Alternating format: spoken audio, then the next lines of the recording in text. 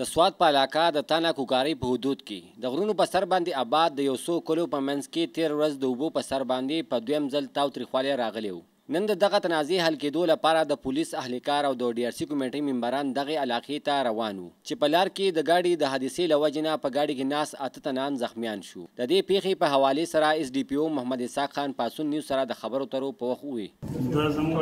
SHO صاحب کوکارۍ او SHO صاحب سره د نفرۍ DRC چیرمین سره د مشرانو د ټوسپین کلی دی صابوني کې د لارې د اوبو مسله وه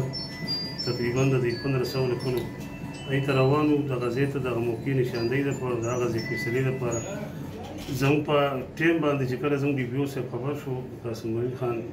فورا دلته رالو او موږ ته ټولو ته ډاکټرانو ته هدایت وکړو د علاج معالجې دپاره د ویزټ وکړو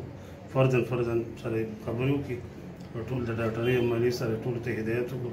فکر دغه یو کوچ یاره دوی ته په ټیم باندې علاج وکړو خپله موجود یم زما سره سیب تاڼۍ SHO صاحب هم موجود دی دغسې زموږ کیجوالټۍ انچارج هم موجود دی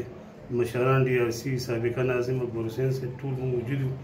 او انشاءالله څه کمې به نه زخمیان یې د پورې علاج لپاره سیدو شریف اسپتال ته راوړل چې د علاقې مشران شیر رحمان خان علي شیر خان اکبر حسین او SDPO محمد اسحاق خان زخمیانو سره د مدد لپاره د مخکې نه موجود وو. د دغه خبر اوریدو سره د ضلعي پولیسو مشر قاسم علي شاه او د علاقې MPA عزیزالله ګران هم د زخمیانو تپوس لا راورسېدل او د ټولو زخمیان شوو تنانو تپوس پوښتنې نه پسې ورته د لاسې ورکړې د روغ صحت لپاره یې ورته دواګانې وکړې. د کیمرامین عجب خان سره صمد انجم پاسون نیوز سیدو شریف سوات.